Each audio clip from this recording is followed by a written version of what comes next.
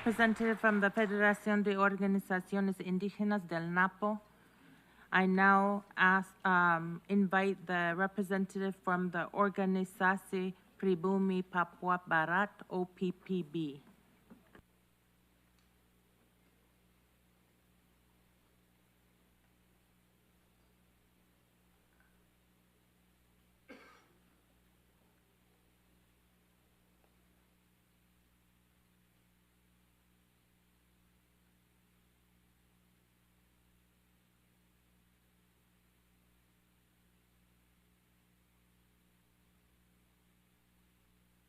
Please put your hand up.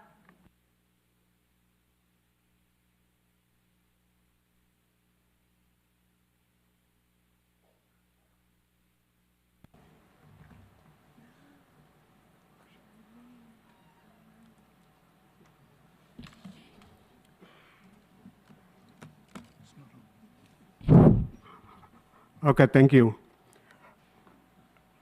Without women, there is no life.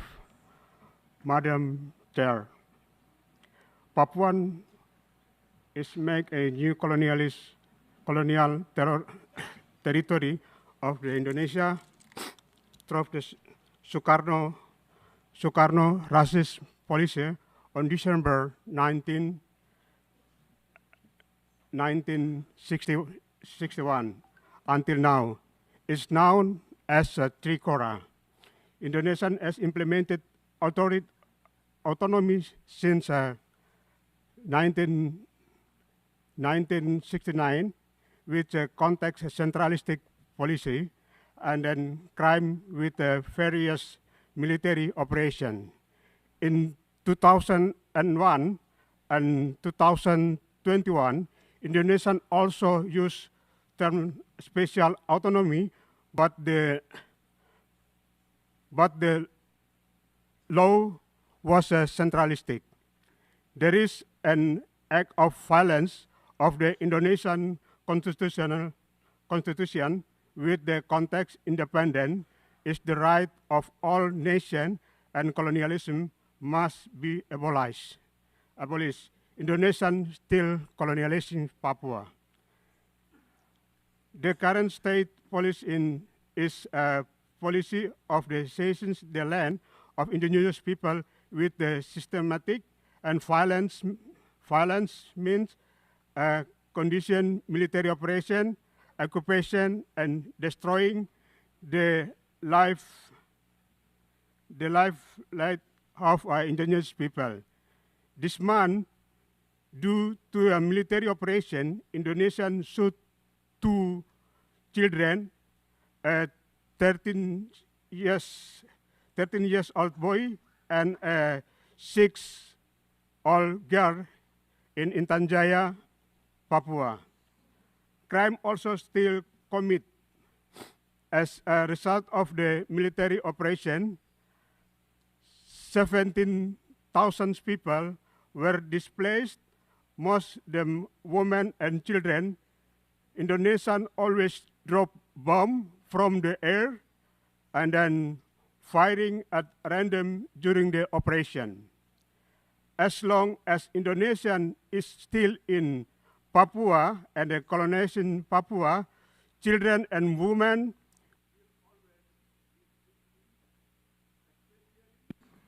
I thank the representative for the Organización Pribumi Papua Barat.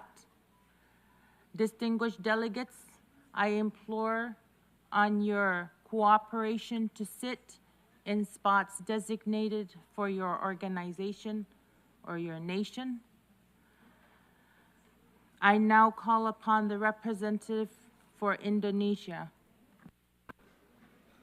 Thank you, Madam Chair. Indonesia recognizes the importance of inclusive and intergenerational approaches in human rights protection, particularly in empowering women from masyarakat adat communities who are vital agents of change in their communities and society. For instance, our Ministry of Women's Empowerment and Child Protection continues to implement targeted initiatives to expand women's access to education, healthcare, and economic empowerment, including from adat communities.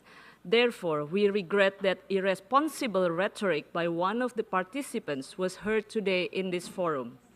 As a democratic country, our constitution guarantees the protection of human rights for all, regardless of their backgrounds. Indonesia rejects any attempt to politicize any human rights issues. Constructive cooperation based on mutual respect will lead to a more meaningful outcomes when addressing human rights issues. This is also the reason why we are very much regret the comments by one of the participants that has clearly deviated from those principles. Papua and West Papua provinces are and have always been an integral part of Indonesia. This has been firmly acknowledged by relevant international law, including the UNGA Resolution 2504. Attempts to question the status of Papua and West Papua do not only disregard international law, but also the dignity and voice of millions of Papuans who actively participate in Indonesia's democracy. Since the special autonomy status was enacted in 2001, all provinces in Papua enjoy an even greater degree of autonomy and self-governance. The law serves as a legal basis for advancing the welfare of the Papuans and provide affirmative action for the Orang Asli Papua, who are indigenous to the Papuan lands. We have also implemented robust special autonomy for Papuan provinces, focusing on education, healthcare, sustainable development, and others. Madam Chair, this dialogue aims to build a stronger trust between indigenous community and the member states, based on our collective commitment to uphold UNDRIP, Universal Declaration of Human Rights, and the principles of the UN Charter in advancing the rights of indigenous people. This forum must remain true to its mandate, not the platform for political blackmail, let alone promoting separatist agenda. Rest assured of our commitment to support this forum and protecting human rights of all its citizens, including our Orang Asli Papua and the larger group of our Masyarakat Adat communities. I thank you, Madam Chair.